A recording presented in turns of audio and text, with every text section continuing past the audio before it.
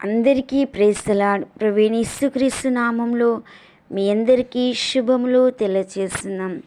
ప్రతి సోమవారం Bible study వింటున్న మీ అందరికీ ప్రభువైన యేసుక్రీస్తు నామంలో శుభములు తెలియజేస్తున్నాం. గత వారం రక్షణ ఎన్నిక గురించి మనము నేర్చుకున్నాం. ఎన్నికలో మరి తండ్రి అయిన ఎన్నిక, కుమారుని అయిన ఎన్నిక ఏ విధంగా ఉంటుందో బైబిల్లో మరి రక్షణ శాస్త్రంలో ఏ విధంగా వ్రాయబడిందో తెలుసుకొని ఉన్నాము. దేవుడు మానవులలో కొందరిని రక్షణ కొరకు ఏర్పాటు చేసుకున్నాడని మనము తెలుసుకున్నాము. ఈ రక్షణ శాస్త్రంలో మరి సంఘ చరిత్రలో రెండు విధాలుగా ప్రధానంగా ప్రజలు అర్థం చేసుకున్నట్టు దేవుని వాక్యం సెలవిస్తుంది. ఒకటి బెషరత్ ఎన్నిక, రెండోది భవిష్యత్ జ్ఞాన ఆధారిత ఎన్నిక. భవిష్యత్ జ్ఞాన ఆధారిత ఎన్నిక మానవ పరిపూర్ణ పతన సత్యాన్ని ఖండిస్తుంది. మనుష్యులలో మంచితనము ఉందని వాదిస్తుంది. దైవ స్వాతంత్ర్యంను తీసివేస్తుంది. అపోస్తల కార్యము 13వ అధ్యాయం 48వ వచనంలో స్పష్టంగా వ్రాయబడి ఉంది. భావి జ్ఞానము అన్నప్పుడు దైవ జ్ఞానాన్ని మాత్రమే కాక దైవ ప్రేమను అది తెలుపును. నిర్గమకాండము 33వ అధ్యాయం 17వ వచనంలో, ద్వితీయోపదేశ కాండము 9వ అధ్యాయం 24వ వచనంలో, ఇర్మియా 1వ అధ్యాయం 4, 5వ వచనంలో, ఆమోసు 3:2 వచనంలో, మత్తయి సువార్త 7:23లో, యోహాను సువార్త 10:14లో, మొదటి కొరింథీ 8:3లో, 2 తిమోతి 2:19లో బైబిల్లోని భావి జ్ఞానము సంఘటనలు లేదా చర్యలకు వర్తించదు. ప్రధానంగా దేవుడు మనుష్యులను ముందుగానే ఎరుగును అనేది దీని అర్థంగా మనకి తెలియచేయబడింది.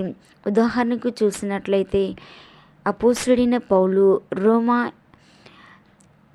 సంఘానికి ఈ విధంగా తెలియజేశాడు. రోమా 8 అధ్యాయము 29 నుండి 30లో,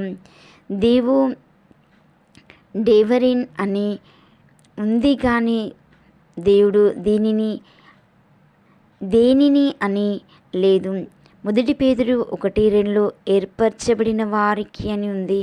అపోస్తల కార్యం 2:23లో, ఈయనను దేవుడు కొందరిని మాత్రమే రక్షణ కొరకు ఎందుకు ఏర్పాటు చేసుకునెనో మన మెరుగము. రోమా 8:29లో, 2 తెస్సలోనిక 2:13లో, విశ్వాసం కూడా దేవుని వరమే అని ఎఫెసీ 2 అధ్యాయము 8వ వచనం 9వ వచనం, అపోస్తల కార్యం 18వ అధ్యాయం 27వ వచనంలో, రోమా 11:5లో. కాబట్టి మనము భవిష్యత్ జ్ఞాన ఆధారిత ఎన్నికను నమ్మక బేషరత్ ఎన్నికను నమ్ముచున్నాము. ఆచరణీయ ఔచిత్యము ఆరాధన ఎఫెసీ 1వ అధ్యాయం 3:14.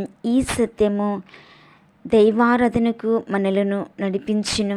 ఆదరణ రోమా 8 అధ్యాయము 33 నుండి 39లో, ఈ సత్యము కష్టకాలంలో మనకు ఆదరణను కలుగచేయును.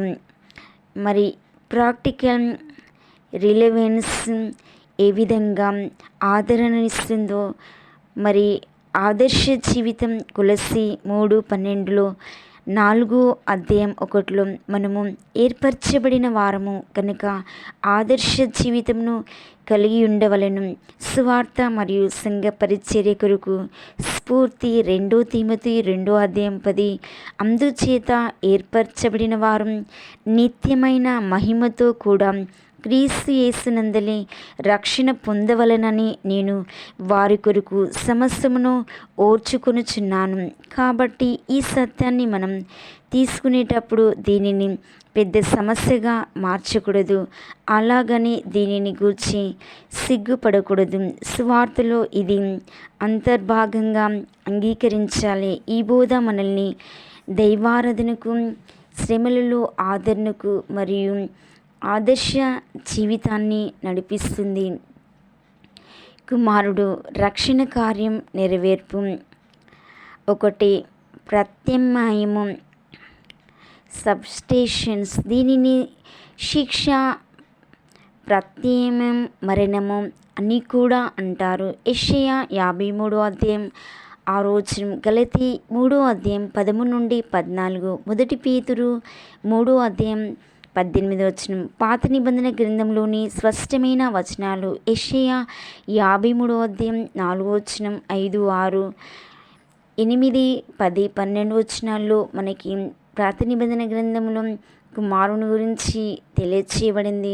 క్రొత్త నిబంధన గ్రంథంలోని స్పష్టమైన వచనాలు 2 కొరింథీ 5వ అధ్యాయం 14 నుండి 21వ వచనం వరకు, గలతీ 3వ అధ్యాయం 13 నుండి 14 వరకు, మొదటి పేతురు 2వ అధ్యాయం 24వ వచనం, 3వ అధ్యాయం 18వ వచనంలో.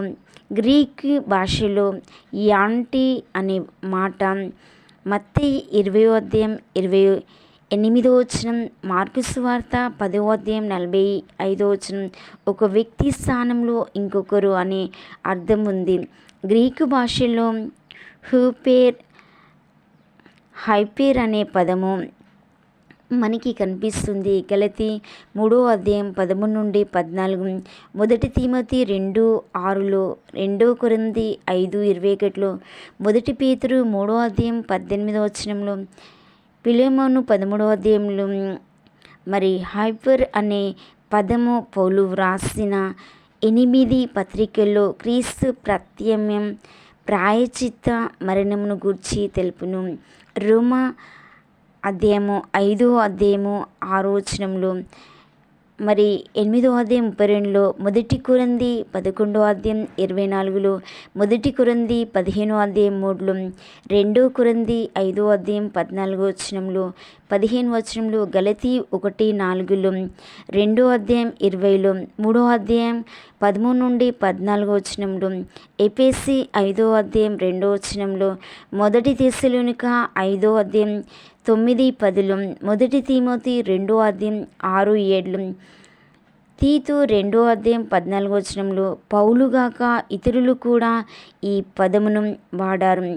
యోహాను సువార్త 10వ అధ్యాయము 15వ వచనం, యోహాను సువార్త 6వ అధ్యాయం 51వ వచనం, యోహాను సువార్త 11వ అధ్యాయం 50వ వచనంలో, లూకా సువార్త 22వ అధ్యాయం 19వ వచనంలో, హెబ్రీ 2వ అధ్యాయం 9వ వచనంలో, మొదటి పేతురు 2వ అధ్యాయం 21వ వచనంలో, మొదటి పేతురు 3వ అధ్యాయం 18వ వచనంలో, మొదటి యోహాను 3:16